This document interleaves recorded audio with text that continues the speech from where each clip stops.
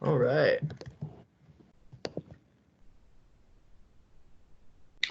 All right, it's recording. Endorsed by Kanye.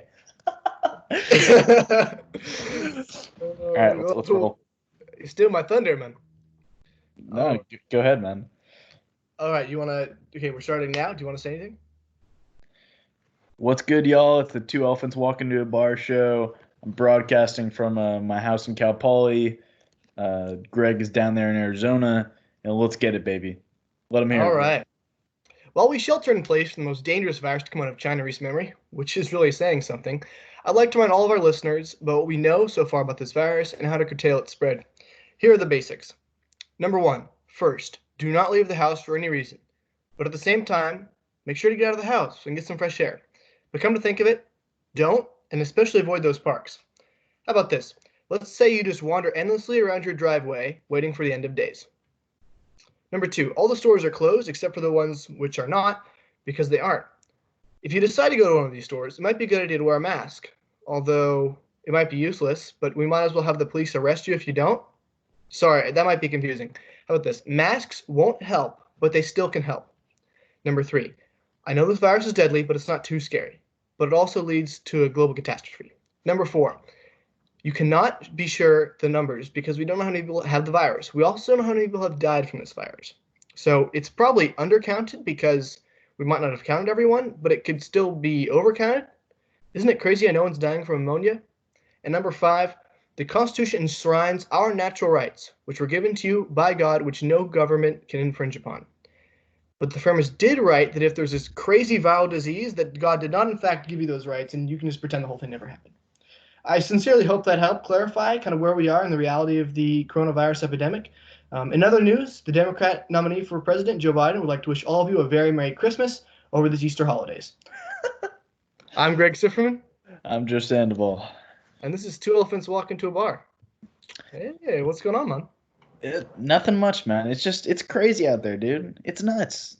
Like, it's crazy. Dude, what's going on? Like, I've honestly...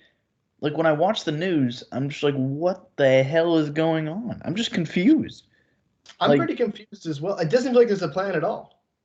It doesn't really make any sense. Yeah, so... just nothing makes sense. I've just concluded that everything's stupid. Everything's stupid. I mean, I concluded that a long time ago. I mean, it's kind of the move, yeah. It is kind of the move. Just kind of laugh at it and hope for the best as you go along. That's kind of where I'm at. Which is kind of a rough place to be at 18 years old, but yeah, that's kind of what I thought I'd have more hope at this point, but and also it's crazy too because we're going to college in the fall, I would hope, and a lot of schools are kind of quietly planning for online fall semesters, right? Yeah. And so if you're going out of state and you're paying, I don't know how much money you got from your scholarship, you don't have to say. But I know that if I'm going to school out of state, I'm going to pay a pretty high price. If I'm just going to stay at home for that price, is it worth paying it? Yeah, so I was going to ask you, what's the move? Are you going Michigan or what's the... I am currently committed to Michigan. But, man, it's so crazy out there. I have no idea. Honestly, like 5 months ago, I had a very set idea of what my next 4 years are going to look like. Mm-hmm. Now I have no idea. So you said you were kind of tentative when I asked. What's the hesitation there? I mean, that's awesome if you're going to Michigan. It is. It's freaking awesome. But well, like I said before, nobody knows when this is going to end. Right. And is it really worth paying $50,000 for online school?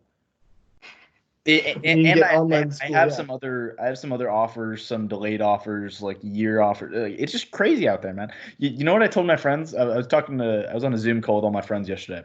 Yeah. And I said, this is like when you get on the roller coaster, you get to the top of the ramp, and you're at the top of the ramp, and then somebody in the front yells, "Hands up, let's ride!" That's where I'm at, man. Yeah. Hands are up, no railing. I'm just here for the ride at this point. Are you a big roller coaster guy? I'm a huge roller coaster guy. I'm a huge roller coaster guy. Big adrenaline guy. Yeah, you like Magic Mountain? I've never been down there. Okay, man. That's I mean, you're really close. Bummer it's not open. Magic Mountain, it's a good time, man. It's a good time. I've been down there for years, man. Because we used to drive past it every time we went and visited family. And be like, "Dad, can we go this time?" He's like, "No." Oh, highly recommended. And then Super we just good. go to Disneyland. I'm like, dude, I've been here like 10 times. Let's go hit the real ones. Yeah, check out those ones, and also Knott's Berry Farm. But we're kind of getting a little sidetracked. But so you're still in San Luis Obispo though, huh? Yeah. Just kind of Yeah. chilling. Yeah. Beach view. Yeah, that's nice. Yeah, I'm kind of living out the stereotypical Tinder profile that says I like long walks on the beach because I've Okay. just been doing that for like hours each day. Just Yeah. listening to like old like World War II podcasts and stuff. Just unbelievably like 4 hour walks. That's all I can do. I mean, that's all I really can do. We still have not been able to get into our property. There's a couple of lawsuits going against the county, Dare County and Currituck County in North Carolina, which I gave you just a couple last episode. We're driving to my house in North Carolina, and it's out on the Outer Banks there, and so they actually shut off access to our property. So we're not residents. We own property out there. We cannot get to it, so there's some lawsuits. We might be able to go in a couple of weeks, but we're just kind of chilling out here, man. I was We're gonna still on the say, east kind side. of ballsy to have a house on the Outer Banks with all the hurricanes going on. Oh yeah, it's ballsy. It's real It's, ballsy, it's dude. real Because ballsy. because I visited there, let's see, summer going into junior year, so like 2 years ago maybe, and it was great. I hung out on the beach for a week, but I was looking at the houses, looking at kind of hurricane maps. I was like, well, these could very well not exist like next year when the next Hurricane Maria hits on the East Coast, right? Yeah, it's really thin too, and it's like Yeah, it's like a little island. It's like Long Island off of New York, sort of. yeah, but like skinnier and Yeah, longer, yeah. ironically. Um, so I think that kind of goes to our next point. It's a good segue. It's a good segue into, well, let's go ahead and look at this virus as a whole and see what does it prove and what are kind of people using it for. So um, you've probably seen a lot of people saying, this is just another example of Trump's incompetence, and how have you seen that one, Joe? Like this is just Trump being Yeah, very bad. yeah. It's all over the place. Mr. Jim Acosta kind of just roasting him in the press conferences, and then Trump just says, "You fake news. Get Yeah, out of right. here, Jim."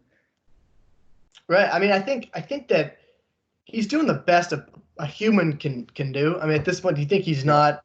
I mean, the reality is, like he's not gonna handle it perfectly, and that'd be the first example of anyone handling it perfectly for taking care of a crisis like that, because that's like not possible.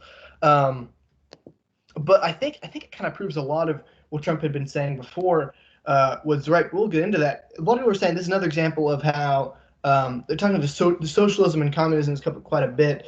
A lot of people on the left have been saying, this is so great because it shows that China was able to take care of their issue because they had communism. They were able to build a hospital in 4 days or whatever, or 20 days or something. Um, but I think it kind of proves the opposite. Wouldn't you kind of agree with that? Well, yeah, absolutely. I think Yeah. that when you have the government running, because a lot of people have used this as an excuse. Well, oh, if we had government healthcare, everything would be okay. Everybody would be taken care of. It'd be awesome.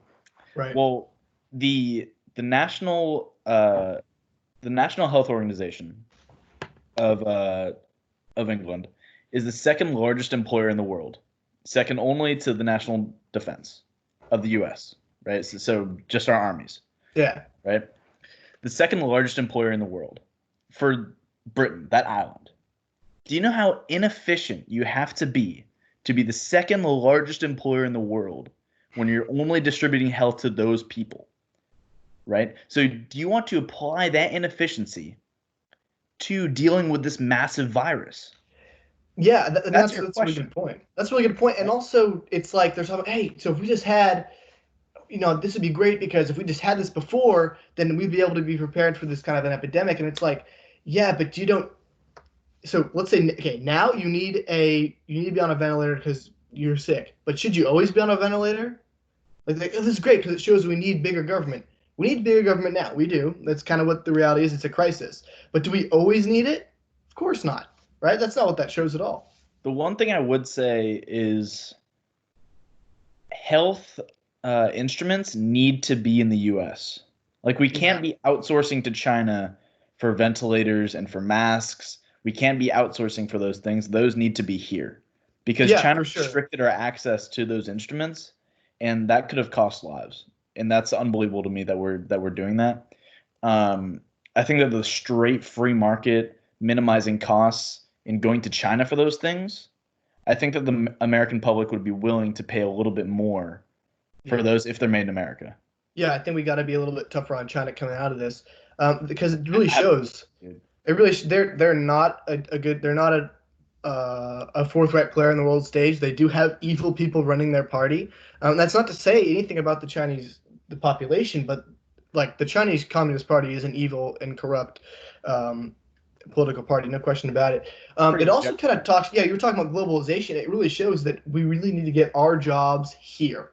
We need to be focusing on America first. I think that's kind of what Trump's been talking about this entire time, and this virus only shows that even more. Right? Is that we can't be relying on other countries. We need to be, taking care of our own and making sure we have all of our business here. Right? And I guess what you were just talking about. Yeah, well, why does the American government exist? To serve American citizens, Exactly. right? So if the point of the American government is to right now maximize masks and maximize ventilators, right? Those need to be here and not be in China, Yeah. right? 100%. Like I think that's pretty universal. You know? 100%. And the last thing that kind of talks about is, well, I think the last thing that this virus shows is it kind of destroys this idea of open borders. The Every border has been shut down essentially across the world. The European Union has shut down all of its borders for the first time since the European Union has kind of adopted the eurozone, and it's they're talking about how it might be disbanded. I don't know if that's the case, but that had been a talking point a couple weeks ago. But it is showing that a country needs to have borders for emergencies like this one, but it also kind of shows we need to have borders, in general, right? Yeah, I mean, yeah, Yeah, I mean that seems yeah. pretty I mean, straightforward to me. I think that we should have borders regardless. I mean, I don't think we need a pandemic to prove that we need borders. Um, apparently, if you talk to Alexandria Ocasio-Cortez, maybe she thinks so. But yeah, man, I second that. Well, that's good. So let's go ahead and talk about we were talking about how we got to open this thing up, man. So what is the plan going forward here? We've seen a lot of conflicting messages. The states are kind of in the forefront because they do have a lot of power in that respect. But like, so what I've been told, what I knew was that we were doing the social distancing, we were doing all this lockdown, so we could prepare our medical supplies and make sure it doesn't overwhelm the healthcare system. Yep. Our medical supplies are being restocked. We're all good to go, but we're still inside. I don't know what the point of all of this is. Are you kind of on the same boat there? No, so here's the thing. All right, tell me the thing, Joe. If they just let it go, right? We Yeah. just open up, we're like, screw this, we need to go back to work. Right. Right. And that's the far extreme, right? We just go back to normal life. Yeah. Say 100 million people get it. Say 10 million of them need to go to a hospital. There are not 10 million hospital beds sitting around. Yeah. Right. No. So the idea is that if we just extend it for a longer amount of time, the amount of people needing a hospital bed per day is going to be lower. So we'll be able to deal with all of those individual medical crises. Right. Right. As opposed to if we just open it up, they're overflowing. People who need to get to the hospital regularly can't. Think about people who get regular chemotherapy, right? Those people are going to be struggling to get to have access to the hospitals that they need. And so we just need to extend it and make it a little bit longer. People are saying the area under the curve is going to be the same, meaning that the same amount of people are going to be infected either way. But what's essential is to understand that to maximize hospital usage for everybody, we need to extend this thing as long as we can. Yeah. I mean that makes sense. But or you go for something a little bit more practical, where you have if you're under 60, you guys go ahead and go back to work, and the rest of you guys continue on. Because what you're saying that does sound nice. Okay, let's slowly bring it down, and let's have a couple people go outside, maybe go to a couple jobs. But that's Joe. I don't know if that's practical going forward because No, I people's agree with lives you. are, I'm just are saying being destroyed. what the government's plan is. That's Yeah, the point. yes.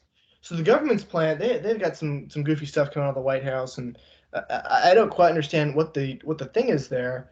But I mean, the reality is we got 22 million people unemployed. In the United States. It rose 5 million last month. I mean, this is the single greatest rise in the history of our country, and so that's a big 1929. yeah. I mean, that's a big deal, and yeah, it's okay.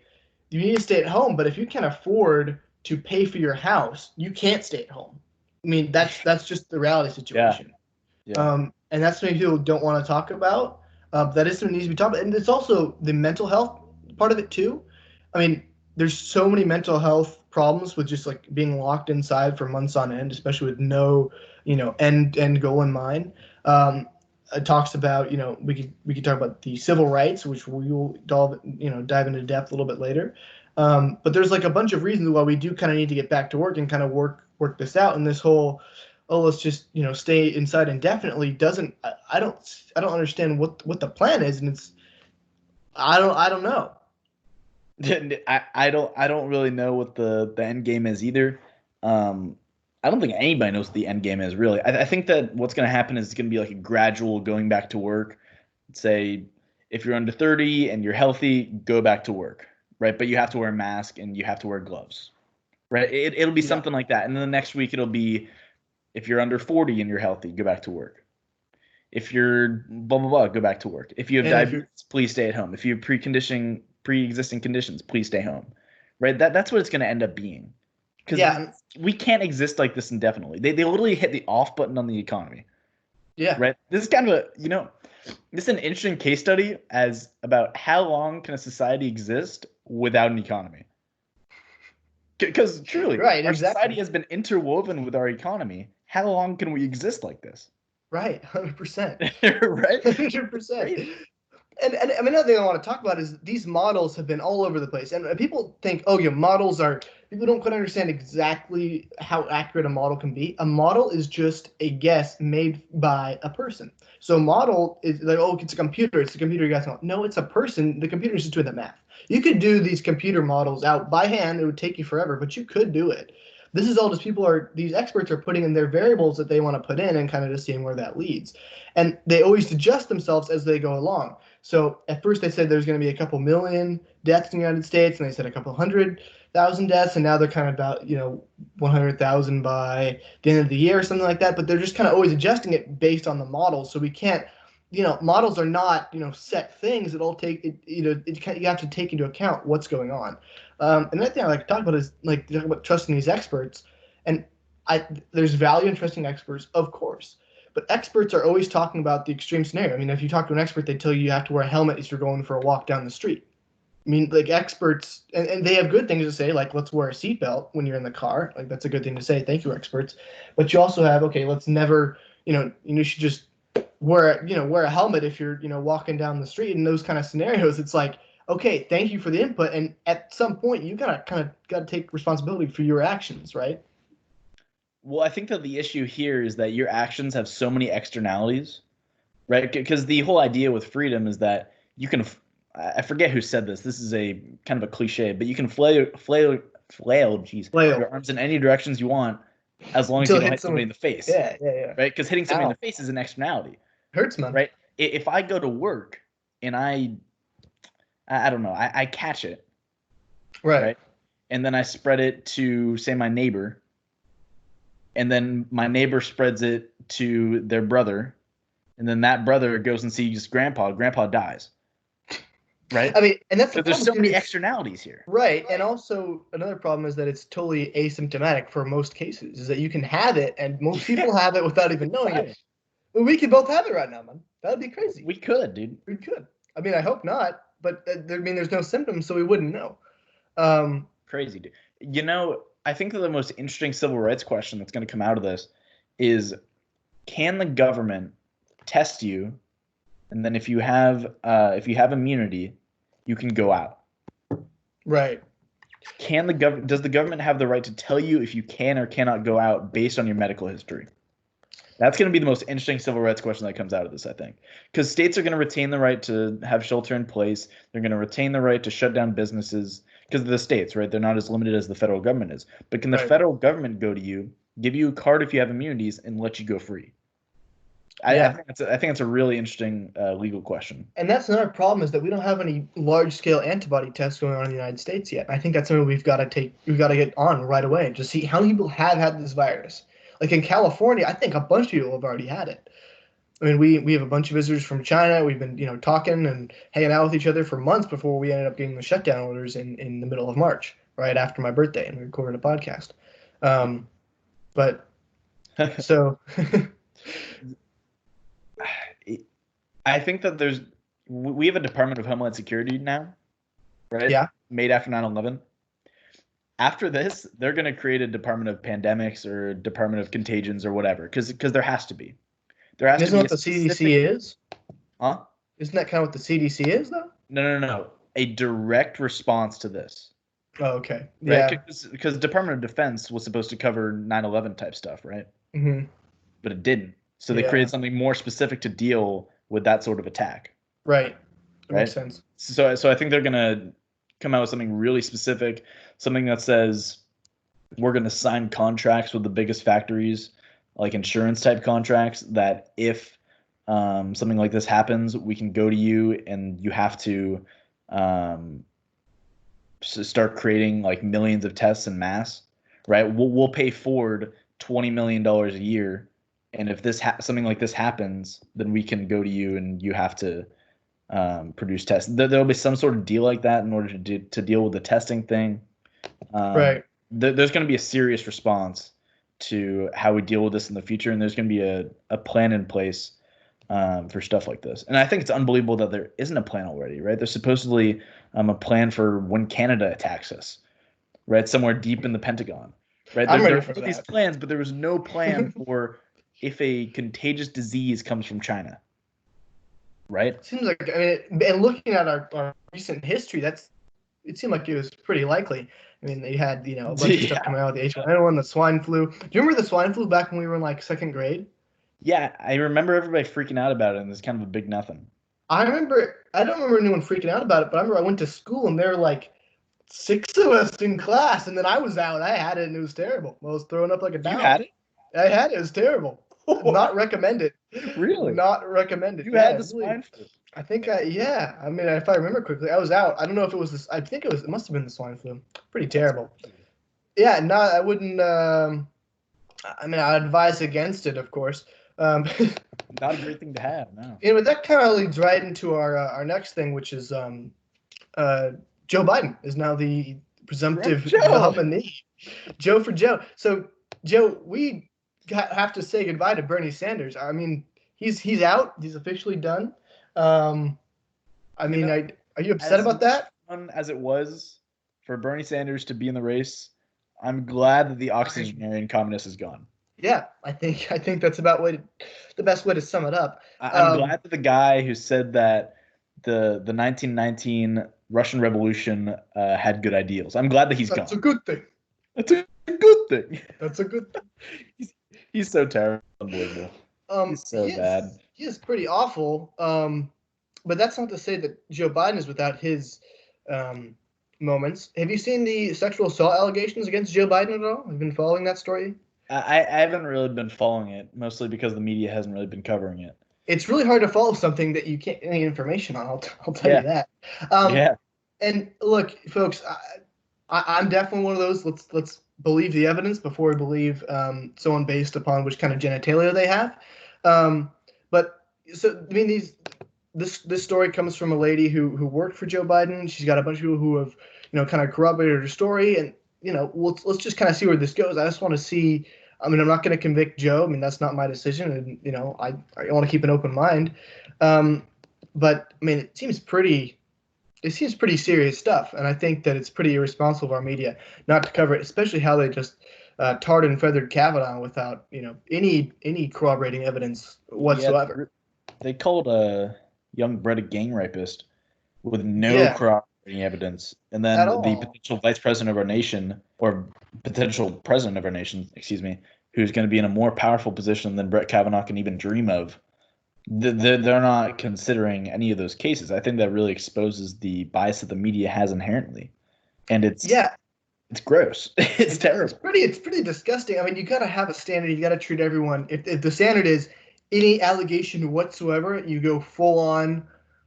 Let's figure out every single detail we can of this and try to look into the story as much as we can. Okay, that's a great standard to have. If it's well, I guess sexual assault. I mean, it's Uncle Joe. I mean, It's Uncle Joe. Uncle Joe. You know what? You know what really grinds my gears?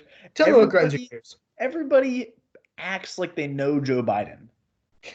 They act like they know him. He's that great uncle. But you know what? He's a politician who've never met him before. Right? He's got a great smile though. He does have a good smile. He has a nice smile. So here's from the New York Times, and this is reporting. This is a tweet that they'd sent out.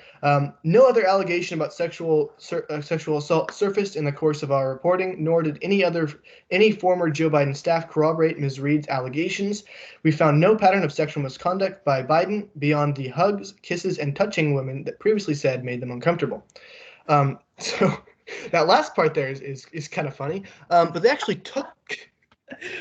Oh, man. And you can see all kinds of videos of him being he's Uncle Joe. He's a weird dude when it comes to touching younger women. He's a weirdo. He's kind of creepy, and so they had that last line in there, and they ended up retracting that like an hour later. And when asked, "Hey, why did you take out the beyond the hugs, kisses, and touching women that previously said made them uncomfortable?" So they took that out.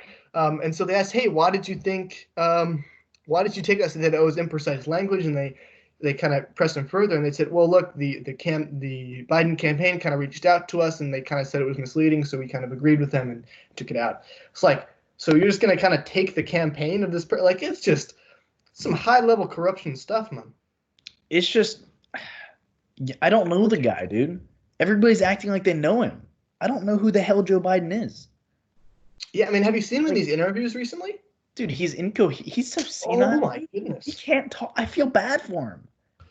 It's genuinely in my heart. It's like, who's setting you up for this? Yeah, it's genuinely it seems like elderly guy, and I'm just like cringing, waiting for it to be over, dude. Yeah, it's rough.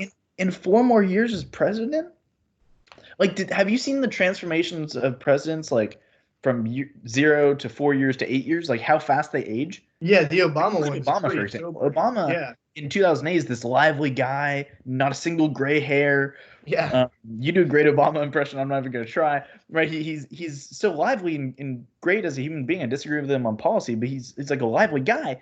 And then 8 years later, he's gray haired, super old, wrinkly. Right? These transformations happen, and so when you have an already, what's he, 78 years old? Yeah, that's right. Right? 4 more years. Where is he going to be? Is he going to die? He will die, and then what? Right? I'm taking a look at these pictures from President Obama, and it is pretty shocking how he starts with no gray hair and not a wrinkle on his face, and the same cannot be said for when he leaves office in 2016. In 2016, he's ancient. He looks old. He looks old. Yeah, it was like 20 years and 8 years. It's crazy. Or the craziest one is the Abraham Lincoln transformation, because he went through the Civil War. It's the most stressful job ever, and he was only in office for 5 years, right? It's crazy to look at those images of him. Oh, yeah. Son of a gun. Yeah. That was a big one. Yeah, in 5 years. So 100%. And, as you were talking about, he's completely incoherent. And it's like, do you want him to be in running this pandemic? Like, maybe you agree with all Joe Biden's political philosophy. Maybe you're 100% on that. But how is he going to handle a situation where you're going to have a bunch of people with a bunch of different opinions and they're coming to him for leadership and guidance? Like, I don't feel like Joe could handle this kind of a stressful situation, like a world pandemic or any kind of situation like that, like a real crisis. And I've brought that up to people, and then they're like, oh, well, Trump's only a year younger. And it's like, well, yeah, but when you look at the two guys side by side, like, one of them is much more there than the other. Right, and Ronald Reagan was old as well. You look at old Ronald Reagan compared to old Grandpa Joe. One of them is much more there than the other one. 100%. Right. So it's not necessarily about the age. It's more about the way that they can express themselves and if they can do so coherently. And Grandpa Joe just can't. And it's hard to watch. It is hard to watch. I feel bad for him. You're kind of watching like, you need to go home and get some rest and retire to Delaware on the and exactly, just man. Chill out, man. But I feel it's really it's pretty upsetting actually. That being said, we're just kind of talking about Bernie and Obama, but they have both come out to endorse Joe Biden as like a last resort. Like they were gonna like Obama was waiting for anybody else. But he's like, I guess I got to. There were talks that Andrew Cuomo was going to hop in and, kind of just jump in front of Grandpa Joe, but it doesn't look like that's going to happen either. Yeah, or the Ms. Obama, you know, um, Dude, Michelle would run away she would run away with with it, no this question about it. campaign, with the presidency, with all of it. She would run away with it, dude. Yeah, I She mean would they were. slay all of them. She would slay. She's so much smarter, at least externally, than Donald Trump, and much more elegant, much more She's likable, and right? that's probably all true. All those things, right? She would destroy him. Did you watch the Obama? Did you watch Obama's endorsement of Joe? I saw it a little bit. I wasn't super interested. I just kind of saw the headline, Obama endorsed him. I'm like, well, about Yeah, time. About a year and a half late. yeah, you're kind of late there, Brock. But um, I did watch it because I want to watch. So you guys don't have to. And there are two kind of things that stood out to me. And the first, he stressed that he was going to surround himself with people who adequately know how to run the country. Um, so which kind of feel like both a dig on Trump, which that's his job, but also kind of like a dig on Joe Biden. Like he can't. He's not the person that can Yeah, adequately run the country. yeah, But I mean, it does kind of show that he's trying to show that it's not. Don't worry about Joe. We're gonna have people that are being around him. They're gonna actually. exactly. So kind of That's settling the funny. fears down there. But there's another thing. The second thing that he kind of talked about is he said, Biden is the most progressive candidate we've ever put forward as a party in the history of our country, and that's 100% true. If you actually look at Joe Biden's platform, he's way more progressive than Obama was when he ran 2008 or even 2012 for that matter. And so you kind of talking about how yes, he's going to have an extremely progressive policy with a kind of a moderate facade, which is the Joe Biden. And that kind of shows progressivism doesn't really stop. It never stops progressing. There's never one point where like the liberal ideology will be okay. We've had enough liberalism. I think we're okay. Like that's not how that works. Whereas you have conservatism, which kind of evolves over time, while conserving our values and being in line with the Constitution. Yeah, the key thing is conserving. So if you have something to conserve and hold on to for dear life, like Republican or conservatives do, Hmm. right? You're not going to move as much as somebody whose goal is progressive, right? It's Yeah. in the names, you Right. know. Like there's one that's trying to move constantly, and there's one that's trying to hold on for dear life, Yeah. right? And we happen to fall on one side that's holding on for dear life. So our views aren't going to move as much as somebody who's progressing, right? Moving. Right. Yeah. 100%. And so a lot of people, that's kind of, I always kind of think it's a little bit off. And like, Republicans just gotten so radical. It's like, I mean, they've always kind of been radical. If you see that as radical, it hasn't really changed. Like, I mean, Yeah, I mean, we've kind it's of kind been of, on the same train for a long time now. yeah. So Joe, I want to get your final verdict on Joe. We had our first show in January of this year. You said you might vote for Joe Biden when it comes to Biden Dude, versus Trump. So I want to hear right now when we get to our polls. Maybe we're mailing them in November. But what do you think you're going to put down? I'm not going to give any final verdict because that's a long way out. 100%. But But just but but I will say that I'd rather an indelicate president than an incoherent president. yeah, That'll be my final verdict. I think I might have to agree with you on that one. So let's kind of we got two more things. I want to talk about the president himself, what he's kind of been doing, and then we'll kind of talk about each state level and kind of we're not going to go through all 50, but we'll go through a couple. So just overall, you see that Trump has defunded the World Health Organization because they've been fronting for China, and it's not Yeah, ideal, man. and you referred to masks a little bit in the intro, Yeah. and World Health Organization said don't wear a mask. And it's true that if you don't have it, wearing a mask is useless. But the thing is nobody knows if they have it because asymptomatic. Is that Hmm. the right word? That's the right word. Right suffix. Um, so nobody knows if they have it or not. So Right. therefore, if everybody was wearing a mask, the spread would be slower. Because most of the time when it's spreading, it's people who don't know they have it, giving it to somebody who has some health condition, right? Yeah. So well, So the World Health Organization came out and said don't wear a mask. Then the U.S. government was like, hold on, stop, please wear a mask if you have one or a bandana or whatever, right? right. And all these people were referring to the World Health Organization. And I had a couple friends who told me wearing a mask is stupid, useless, and referred to the World Health Organization. I said, The UN declared housing as a right. Are you going to listen to the UN on that or the US government? Right. Right? International organizations are relatively powerless and relatively useless, I would say. Yeah, but there's more to that, Joe. It's that up until January, the World Health Organization said there was no human-to-human transmission. They said there Yeah. was no human, and that's where does that come from? That comes from the Chinese government telling them what to do. I mean, the World Health is not an international thing that we can just all kind of have, and they're super great. They're fronting for China.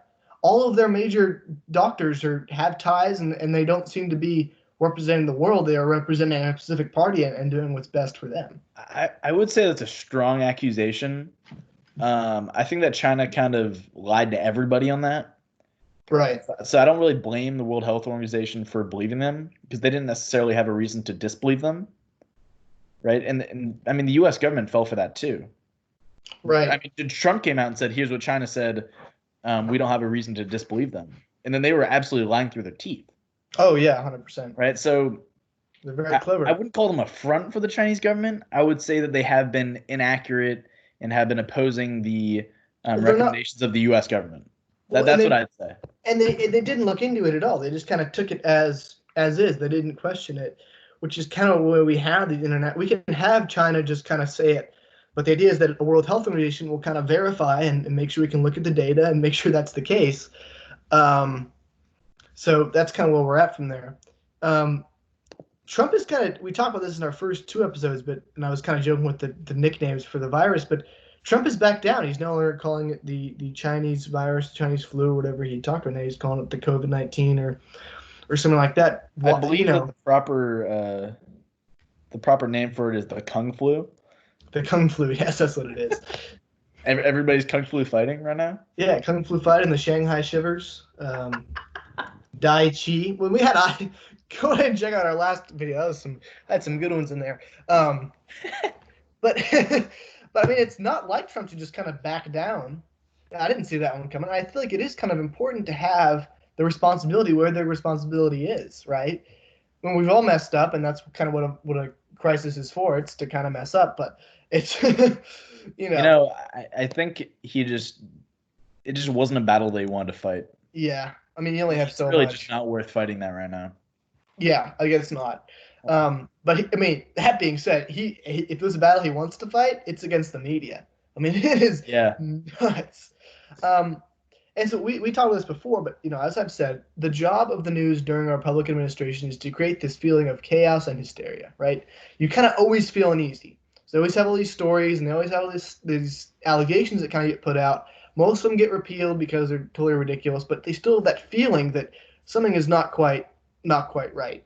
And so that's the same thing going on with this virus, and they've been constantly going after the president. They're doing the whole Monday morning quarterbacking, and talking about what the president missed on, not with the states, which is kind of where this whole issue should be at. But they've been going after him, and so they said, Trump, you didn't act fast enough. You didn't act fast enough. You didn't do all this stuff where you needed to do.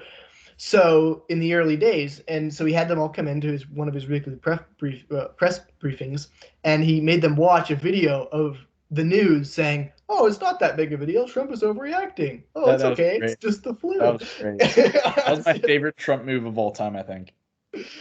Oh, it was. Have you followed that one at all? I watched the video. I thought it was hilarious. He's like, It was. "Hey, let's turn down the lights a little bit. I have a video to show you guys. Jimmy Costa, turn down the lights." Unbelievable. And they showed this video of this compilation. I thought it was really funny that it was from Fox News. Like it Mm-hmm, was a Fox News segment that was going through mm-hmm. this media. Kind of shows that Trump just watches Fox, and you know what's really funny? I think that the most powerful person in policymaking is Tucker Carlson Yeah, Tucker Carlson. because Trump watches it. Well, what's also crazy is that how the media reacted to this. So, so he makes them watch this video, and then these are the chyrons. This is those little words that go at the bottom of the screen. This is at CNN. Angry Trump turns briefing into propaganda session. Trump melts down in angry response as he reports ignorance against the virus warnings. Breaking news: Trump uses task force briefing and tried to rewrite history on coronavirus response. Breaking news: angry Trump uses propaganda video produced by the government employees at the taxpayers' expense. It's like How is that a propaganda video? I don't know, man. It seems Like that just dude, propaganda is creating a false narrative that supports the government creating a false narrative to support their premises. they just Right? took videos of you. It was literally he just took a Fox News clip and showed it and quoted people in the media. Literally just quoting people. It's been the most Trumpy thing that's happened since this virus has been going around, and it's good to see, man. It's good to put them in their place. It's Yeah. like Yeah. As a guy that thinks that Trump is indelicate and uh not not super nice about the way that he puts things, that was funny. I mean, yeah, I and think guys, that was real funny. and this is why we have a Trump in the office, so he can do stuff like this. We can stand Yeah. up and be a little brash and be a little out of the box. But then we also get we get good Trump, which is this stuff, and we also get bad Trump, and it's all kind of it's all baked into the cake, right? So the bad Trump is after this. They're asking, yeah, so how are we going to reopen? And he's like, yeah, well, basically, the president, what do you say? The power of the president is total when it comes to opening up the economy and the state. It's like, no, it's not. No. And they're like, and you're like, what about the? He's like, so the reporter's like, the states, and he's like, nope, nope, the power is total. I have total power. And so Yeah, a little bit. that's not what you want to hear from. Palpatine. That's Trump. That's not what you want to be saying, man. That's bad Trump. Bad Trump. Bad Trump. But at least, I mean, he has not acted on this, which is kind of good because he says all kind of stuff he doesn't act on, and it would be kind of scary if we knew if he had kind of a precedent for acting on this kind of stuff. But it's just Trumpy language, but it doesn't help anything, like it's really unhelpful. Yeah, it's not great. And the last thing that he was kind of talking about, he's been like, yeah, we've got to have hope during this time of darkness. And they talked about how there's the week before Easter and the week after Easter are going to be the two hardest weeks in the history, in the history of our country when it comes to deaths from this disease and stuff. And we got to have hope going forward. And then so the media kind of turns that. How could you have hope during a time when there's so much darkness? It's like you're giving our people false hope. Have you seen this stuff too? Yeah. I mean, it's really goofy because it's like I've stopped reading the Washington Post and the New York Times because they're I'll just give you props for starting. it's hit pieces.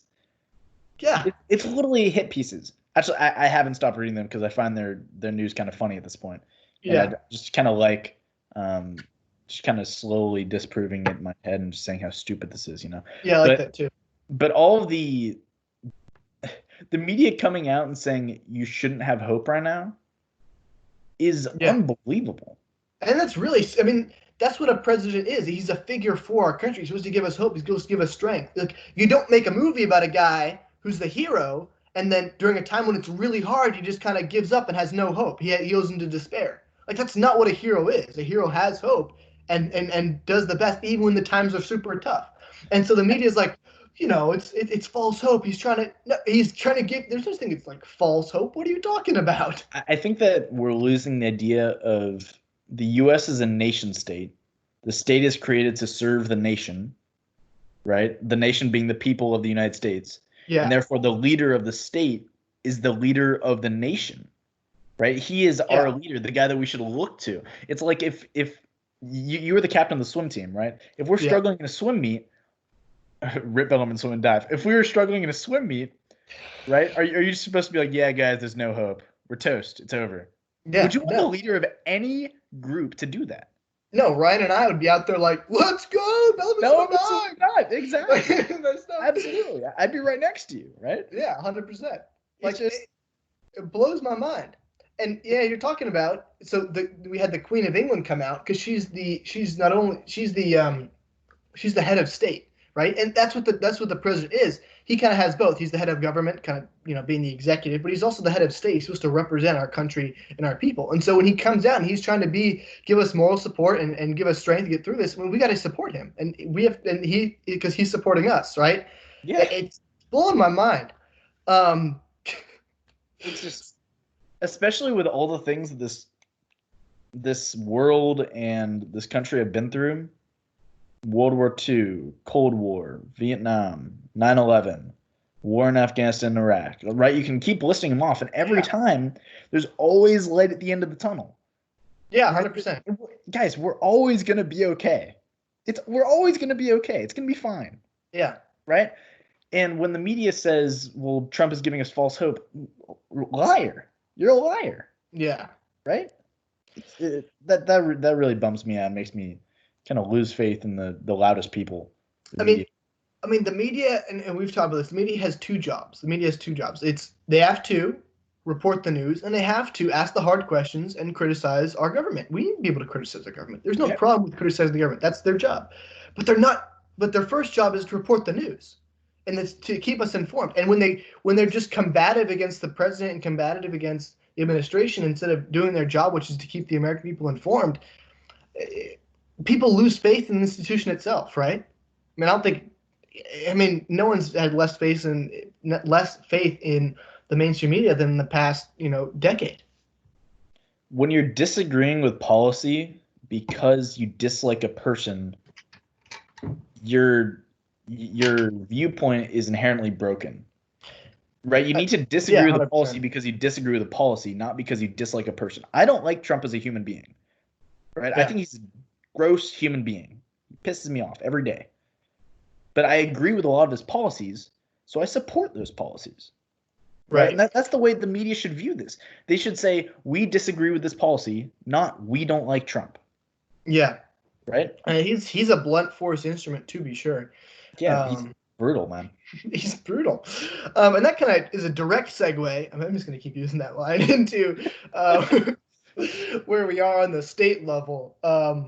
So each state's kind of, as we say, at this. So as you get closer and closer to the individual, you get more and more power. So the supranational organizations like the UN, that's the farthest away from the individual, has the least amount of power. Then you have the nation, close to the individual, but still pretty far away, to limit that power. The state gets more power because it's closer to the person. The person has more power to exude over the state. And as you get lower, and you get the locality, then you get the city, and then you get, those, and then finally you get to the individual. The individuals have the most power, the most, control over themselves. Well, I So would say, depending on the viewpoint of like what color your state is, yeah. the state might have more power than the local government because the local government only exists because the state wants it to. Yeah, I'm, Right? I'm just kind of saying. I'm just kind of saying Like, yeah, in general, you you're have as you giving get. federalism 101, but I'd say Yeah, that California, the California state has more jurisdiction over what happens in California than San Jose City. yeah, perhaps. Right? I'm just kind of breaking it down. As you, Yeah, the general philosophy holds that as you get closer to the individual, you should have more liberty and more power. Um, it so should. yes, that's kind of Yeah, should. yeah. But you're kind of talking about it, and that there's the old saying, scratch a leftist, find a tyrant. So as you've been seeing, there's been abuses of power, throughout the country, and I'm not a big guy who's gonna, have a huge. I know that when it comes to a crisis like that, yes, the government has to increase in power, but some of this stuff has been totally ridiculous, and it has been particularly out of these blue states. But not to only pick on those ones. I mean, there's been some silly stuff throughout. I Um, mean, Michigan's purple. Michigan's purple, and they got some really. We'll get into Michigan, but I can just say, being in California during this pandemic versus being in Arizona, it's widely different. In California, they were, they were super strict, and it was really eerie. And maybe it's just because my home state, but they were taking it really seriously, and they're right to the punch, closing all that stuff up. Arizona was like 2 weeks later with their stay-at-home order. Most Arizonans didn't really want to have a stay-at-home order. Their governor didn't really care. Everyone's just kind of driving around out here. All the restaurants are, takeout, but I mean, it still feels way different than it does at home. People are still kind of friendly out here. Um, it's very different. Um, I would say that California is a little bit different from Arizona in the sense that it was an epicenter, yeah, right? yeah, On for sure. multiple levels, right? There was an Yeah. epicenter in Southern California, and there was one in Santa Clara County, the Mhm. might I say the best county in California. You might make that argument.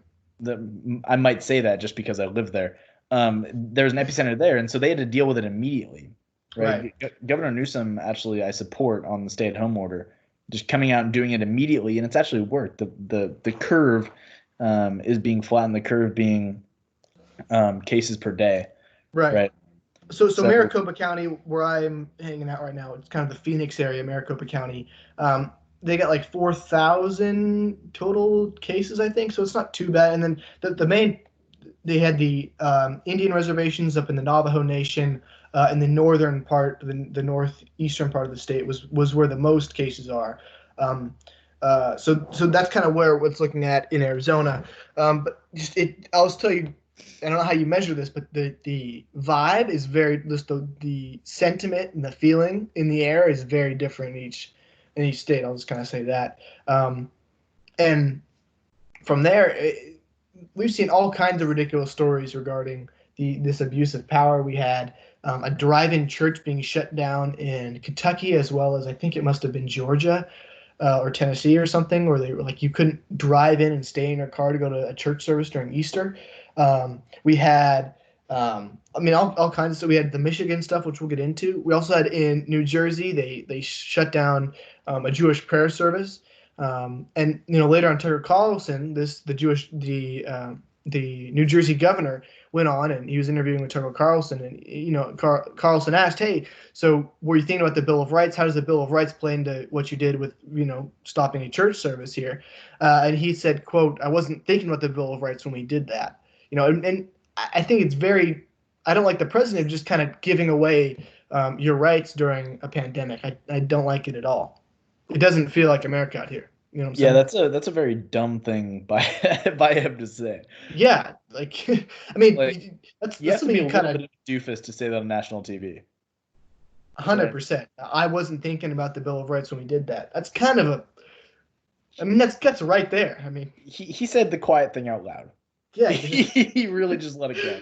really let it go. I mean, you probably seen some stories too of like guys getting dragged off of buses because they weren't wearing a mask. It's like, Yeah, chill out, people. or the guy that was like playing t-ball with his daughter, like at the park, and then police came and said, "If you don't go home right now, we'll arrest you in front of your daughter." Like, It's disgusting. Like, guys, come on. And even in LA, they've shut down all the parks. Like it's. I understand maybe taping off the playground because it lives on plastic for 5 years, but okay, that makes sense. But how about people need to be able to walk around.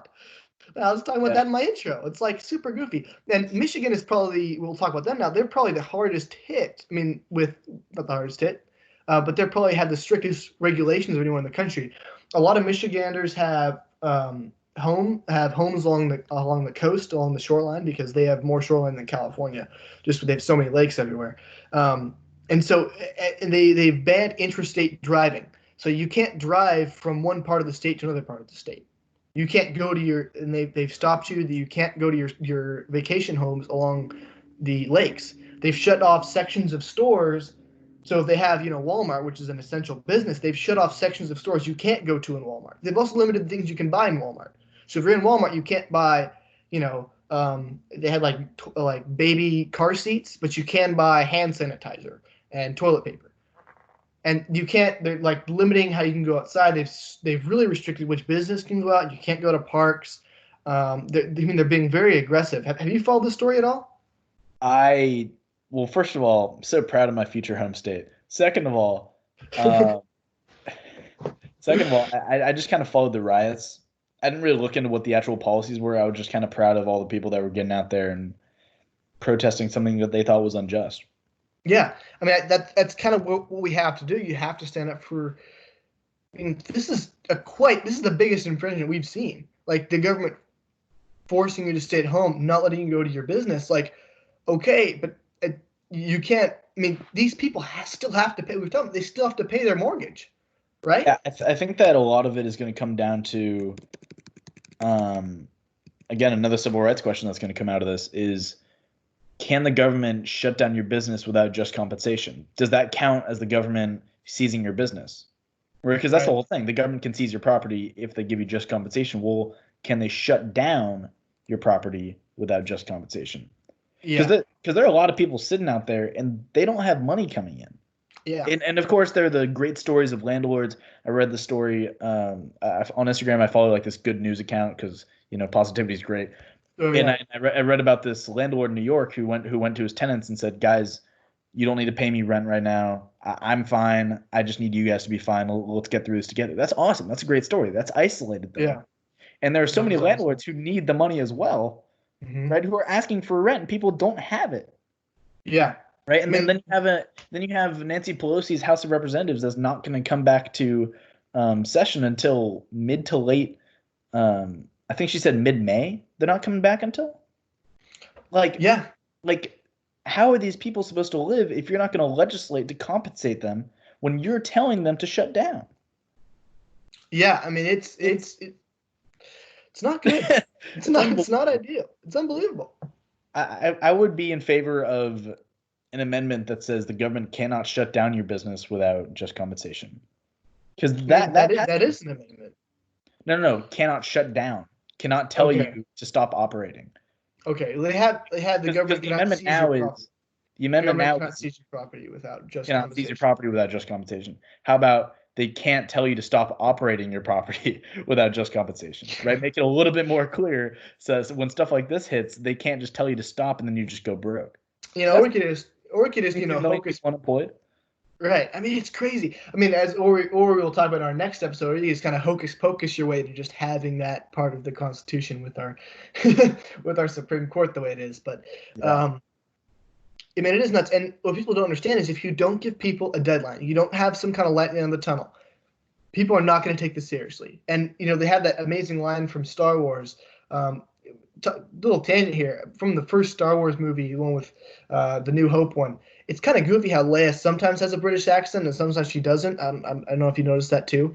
But one time where she does have a British accent, she says the quote, "The more you tighten your grip, the more star systems will kind of slip through your fingers." I think is the quotation there. But I mean that's the exact same thing here. Is the stronger you have this government, choking you out and having more control of your life, the more people are just gonna be like, yeah, no, I have to go to work. Like I just Yeah. have to. I Yeah. mean, There needs to be the government needs to come out with very strict dates that say on this date we're going to reevaluate and we're going to give you an update on that day. yeah. On this date we're going to reevaluate. We're going to give you an update on this day. On this date we're going to reevaluate. Because as of now it's just the Trump administration coming out there with Dr. Fauci. And dude, I don't like Dr. Fauci. I think he's annoying. But they come out every day and they say, "All right, so we're still looking at things. We're still looking at things, We're and still looking, man. businesses are still shut down, and we're going to try to open at some point. But yeah, we're still looking at things, and there's these models, and we're Yeah, working on basically. testing. Like, I don't awesome. Thank you, that's fantastic. I don't mind Dr. Fauci. I mean, he's there to do his job, but I mean, I'm I not a mean, big Fauci guy. as I was saying before, he's the expert it is his job to say, okay, we need to think only about the health of the country. And we also need to have someone saying, okay, Trump, we need to only think about the economy of the country. And then we need Trump, who's the leader who we elected, needs to be able to take both those and find the best way to work out a solution. And also think about what an economy is. It's on a very basic level. Okay, putting capitalism aside, right? An economy is a way to distribute goods and services to people. Mm-hmm. Those goods and services have a lot to do with their health as well, right? We have meat plants shutting down, so people can't buy meat. Smithson, right? The company that makes bacon, they shut down. Oof, that's not Right? So, good. so, so there are all these companies that are directly involved in your health and your wellness that are getting shut down. And the economy is directly associated with your health and wellness. Right. The exchange of goods and services includes the goods of food. Yeah. Who would have thought, dude? It's crazy. So that kind of needs to stay open. But I think that kind of wraps up all of our thoughts going into this whole, pandemic where we are. So kind of talk about this really quick. We got this show. We're gonna record another show. We got some more stuff to talk about. Record another one right after this. But we got so much. We got the mailbag coming up. We got Roe v. Wade. We got crazy, man. maybe check out the California Constitution. Whatever happens. Yeah, man, it's crazy. All right, guys. Thank you for listening. I'll be right back. Yeah, take care, y'all. All right, take care, man. All right.